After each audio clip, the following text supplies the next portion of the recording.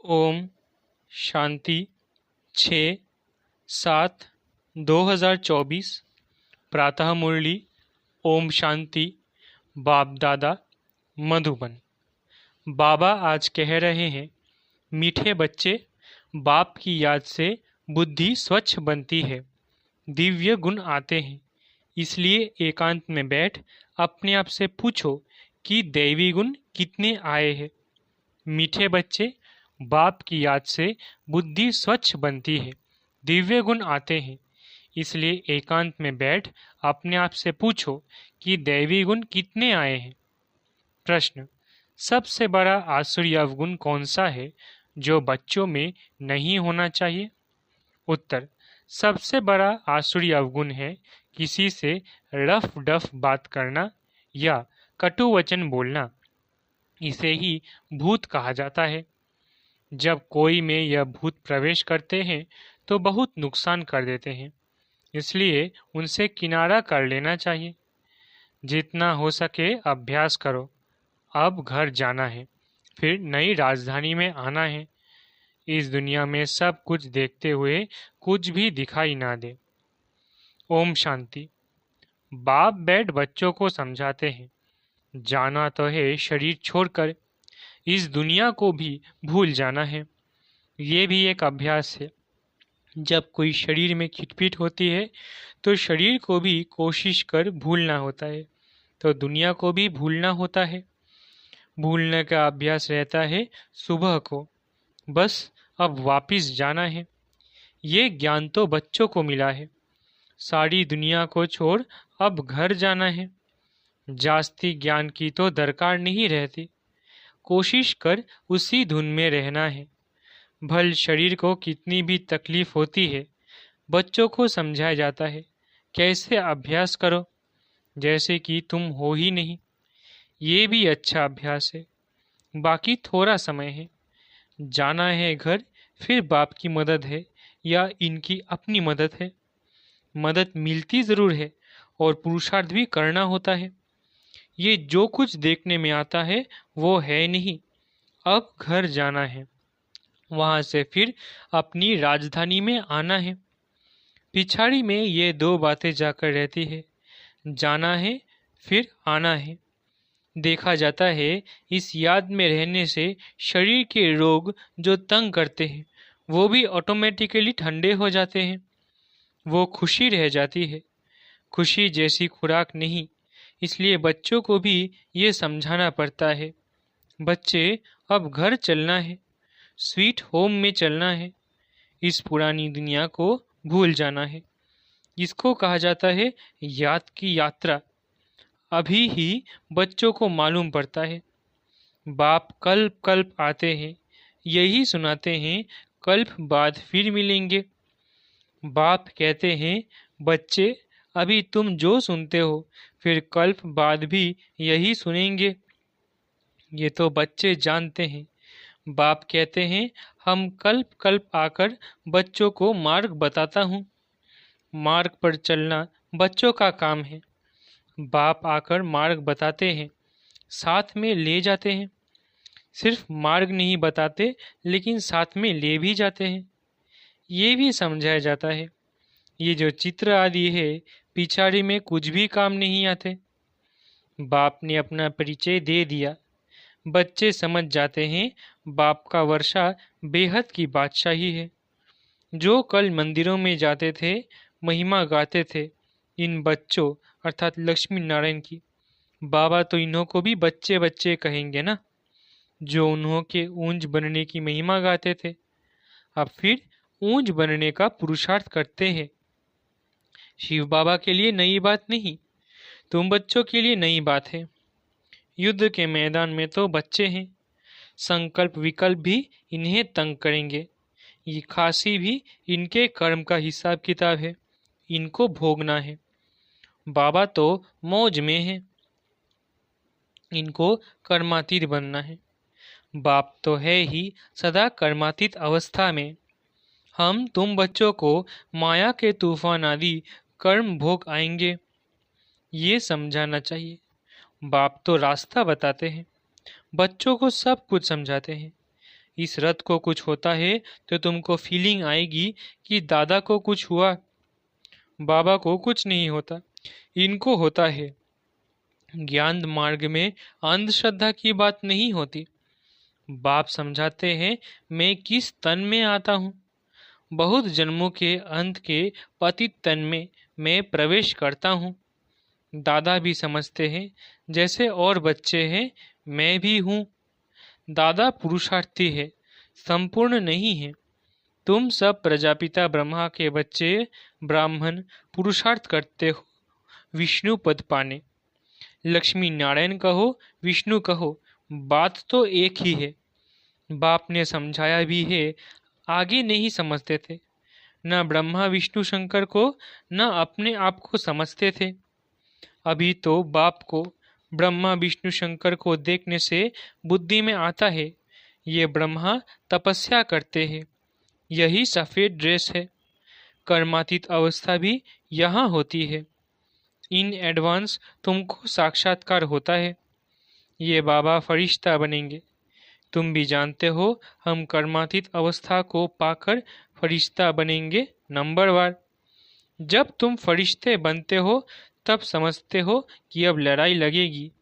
मिरुआ मौत मलू का शिकार, ये बहुत ऊंच अवस्था है। बच्चों को धारणा करनी है। ये भी निश्चय है कि हम चक्र लगाते हैं और कोई इन बातों को समझ न सके। नया ज्ञान है और फिर पावन बनने के लिए बाप याद सिखाते हैं। ये भी समझते हो बाप से वर्षा मिलता है। कल्प कल्प बाप के बच्चे बनते हैं। 84 का चक्र लगाया। कोई को भी तुम समझाओ तुम आत्मा हो, परमपिता परमात्मा बाप है। अब बाप को याद करो तो उनकी बुद्धि में आएगा देवी प्रिंस बनना है तो इतना पुरुषार्थ करना है, विकार आदि सब छोड़ देना है। बाप समझाते हैं, बहन भाई भी नहीं, भाई भाई समझो और बाप को याद करो तो विकर्म विनाश होंगे और कोई तकलीफ नहीं है। बिचारी में और कोई बातों की दरकार नहीं पड़ेगी। सिर्फ बाप को याद करना है, आस्तिक बनना है, ऐसा सर्वगुण संपन्न बनना है। लक्ष्मी नारायण का चित्र बड़ा एक्यूरेट है। सिर्फ बाप को भूल जाने से दैवी गुण धारण करना भी भूल जाते हैं। बच्चे एकांत में बैठ विचार करो, बाबा को याद करके हमको यह बनना है, यह गुण धारण करना है। बात तो बहुत छोटी है। बच्चों को कितनी मेहनत करनी पड़ती है, कितना देह अभिमान आ जाता है। बाप कहते हैं, देही अभिमानी भव। बाप से ही वर्षा लेना है। बाप को याद करेंगे तब तो किचरा निकलेगा। बच्चे जानते हैं अभी बाबा आया हुआ है, ब्रह्मा द्वारा नई दुनिया की स्थापना करते हैं। तुम बच्चे जानते हो स्थापना हो रही है। इतनी सहज बात भी तुमसे खिसक जाती है। एक अलफ है, बेहद के बाप से बादशाही मिलती है। बाप को याद करने से नई दुनिया याद आ जाती है। अबलाएं कुब्जाएं भी बहुत अच्छा पद पा सकती है। सिर्फ अपने को आत्मा समझ बाप को याद करो। बाप ने तो रास्ता बताया है। कहते हैं अपने को आत्मा निश्चय करो। बाप की पहचान तो मिली, बुद्धि में बैठ जाता है। अब 84 जन्म पूरे हुए, घर जाएंगे, फिर आकर स्वर्ग में पार्ट बजाएंगे। ये प्रश्न नहीं उठता कि कहाँ याद करूँ, कैसे करूँ। बुद्धि में है कि बाप को याद करना है। बाप कहाँ भी जाए तुम तो उनके ही बच्चे हो ना। बेहद के बाप को याद करना है। यहाँ बैठे हो तो तुमको आनंद आता है, सम्मुख बाप से मिलते हो। मनुष्य मूंझ जाते हैं कि शिव बाबा की जयंती कैसे होगी। ये भी समझते नहीं कि शिवरात्रि क्यों कहा जाता है। श्री कृष्ण के लिए समझते हैं न रात को जयंती होती है, परंतु इस रात्रि की बात नहीं, वो आधा कल्प की रात पूरी होती है। फिर बाप को आना पड़ता है नई दुनिया की स्थापना करने। है बहुत सहज, बच्चे खुद समझते हैं सहज है। दैवी गुण धारण करने हैं, नहीं तो 100 गुना पाप हो जाता है। मेरी निंदा कराने वाले ऊंच ठौर नहीं पा सकेंगे। बाप की निंदा कराएंगे तो पद भ्रष्ट हो जाएगा। बहुत मीठा बनना चाहिए। रफ डफ बात करना यह दैवी गुण नहीं है। समझना चाहिए ये आसुरी अवगुण है। प्यार से समझाना होता है, ये तुम्हारा दैवी गुण नहीं है। ये भी बच्चे जानते हैं, अभी कलयुग पूरा होता है।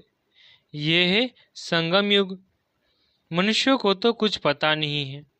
कुंभकर्ण की नींद में सोए पड़े हैं, समझते हैं 40,000 वर्ष पड़े हैं, हम जीते रहेंगे, सुख भोगते रहेंगे। यह नहीं समझते दिन प्रतिदिन और ही तमोप्रधान बनते हैं। तुम बच्चों ने विनाश का साक्षात्कार भी किया है, आगे चलकर ब्रह्मा का, श्री कृष्ण का भी साक्षात्कार करते रहेंगे। ब्रह्मा के पास जाने से तुम स्वर्ग का ऐसा प्रिंस बनेंगे। इसलिए अक्सर करके ब्रह्मा और श्री कृष्ण दोनों के साक्षात्कार होते हैं। कोई को विष्णु का होता है, परंतु उनसे इतना समझ नहीं सकेंगे। नारायण का होने से समझ सकते हैं। यहाँ हम जाते ही हैं देवता बनने के लिए। तो तुम अभी सृष्टि के आदि मध्य अंत का पाठ पढ़ते हो। पाठ पढ़ाया जाता है याद के लिए। पाठ आत्मा पढ़ती है, देह का भान उतर जाता है। आत्मा ही सब कुछ करती है। अच्छे अथवा बुरे संस्कार आत्मा में ही होते हैं। तुम मीठे मीठे बच्चे 5,000 वर्ष के बाद आकर मिले हो। तुम वही हो, फीचर्स भी वही है। 5,000 वर्ष पहले भी तुम ही थे। तुम भी कहते हो 5,000 वर्ष बाद आप वही आकर मिले हो, जो हमको मनुष्य से देवता बना रहे हो।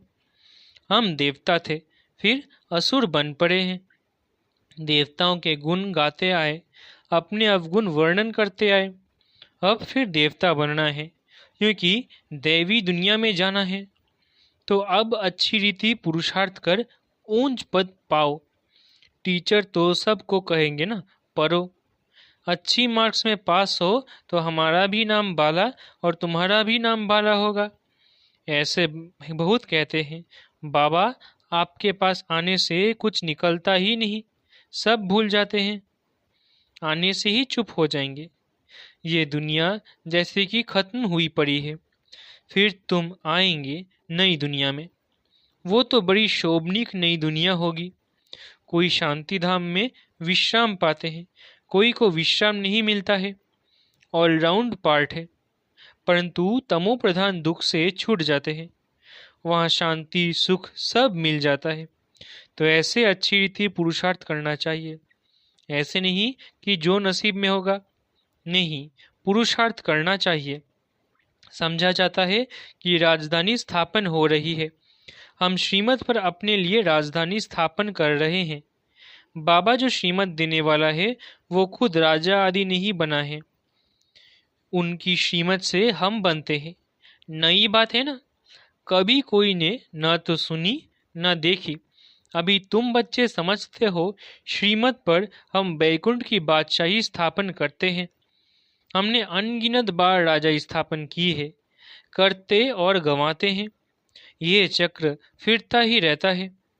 पादरी लोग जब चक्र लगाने निकलते हैं तो और कोई को देखना भी पसंद नहीं करते हैं, सिर्फ क्राइस्ट की ही याद में रहते हैं, शांति में चक्र लगाते हैं। समझ है ना, क्राइस्ट की याद में कितना रहता है। जरूर क्राइस्ट का साक्षात्कार हुआ होगा। सब पादरी ऐसे थोड़ी ही होते हैं। कोटों में कोई तुम्हारे में भी नंबरवार है। कोटों में कोई ऐसी याद में रहते होंगे। ट्राई करके देखो, और कोई को नहीं देखो। बाप को याद करते सुदर्शन चक्र फिराते रहो, तुमको अथाह खुशी होगी। श्रेष्ठाचारी देवताओं को कहा जाता है, मनुष्यों को भ्रष्टाचारी कहा जाता है। इस समय तो देवता कोई है नहीं। आधा कल दिन, आधा कल रात, ये भारत की ही बात है। बाप कहते हैं, मैं आकर सबकी सद्गति करता हूँ। बाकी जो और धर्म वाले हैं वो अपने अपने समय पर अपने धर्म की आकर स्थापना करते हैं। सब आकर ये मंत्र ले जाते हैं। बाप को याद करना है। जो याद करेंगे वो अपने धर्म में ऊंच पद पाएंगे। तुम बच्चों को पुरुषार्थ करके रूहानी म्यूजियम अथवा कॉलेज खोलने चाहिए। लिख दो, विश्व की अथवा स्वर्ग की राजाई सेकंड में कैसे मिल सकती है, आकर समझो। बाप को याद करो तो बैकुंठ की बादशाही मिलेगी। अच्छा, मीठे मीठे सिकिलधे बच्चों प्रति माता पिता बाप दादा का याद प्यार और गुड मॉर्निंग। रूहानी बाप की रूहानी बच्चों को नमस्ते। हम रूहानी बच्चों की रूहानी माता पिता बाप दादा को याद प्यार, गुड मॉर्निंग और नमस्ते नमस्ते नमस्ते। शुक्रिया बाबा। धारणा के लिए मुख्य सार। पहला, चलते फिरते एक बाप की ही याद रहे और कुछ देखते हुए भी दिखाई न दे, ऐसा अभ्यास करना है। एकांत में अपनी जांच करनी है कि हमारे में दैवी गुण कहाँ तक आए हैं। दूसरा, ऐसा कोई कर्तव्य नहीं करना है जिससे बाप की निंदा हो। दैवी गुण धारण करने हैं। बुद्धि में रहे अभी घर जाना है, फिर अपनी राजधानी में आना है। वरदान, सेवाओं में शुभ भावना की एडिशन द्वारा शक्तिशाली फल प्राप्त करने वाले सफलता मूर्त भव। वरदान, सेवाओं में शुभ भावना की एडिशन द्वारा शक्तिशाली फल प्राप्त करने वाले सफलता मूर्त भव। जो भी सेवा करते हो उसमें सर्व आत्माओं के सहयोग की भावना हो, खुशी की भावना व सद्भावना हो तो हर कार्य सहज सफल होगा।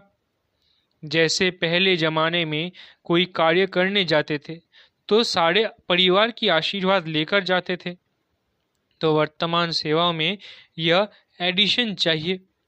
कोई भी कार्य शुरू करने के पहले सभी की शुभ भावनाएं, शुभ कामनाएं लो। सर्व की संतुष्टता का बल भरो, तब शक्तिशाली फल निकलेगा। स्लोगन, जैसे बाप जी हाजिर कहते हैं वैसे आप भी सेवा में जी हाजिर जी हजूर करो तो पुण्य जमा हो जाएगा। स्लोगन, जैसे बाप जी हाजिर कहते हैं वैसे आप भी सेवा में जी हाजिर जी हजूर करो तो पुण्य जमा हो जाएगा। अच्छा, ओम शांति। शुक्रिया बाबा।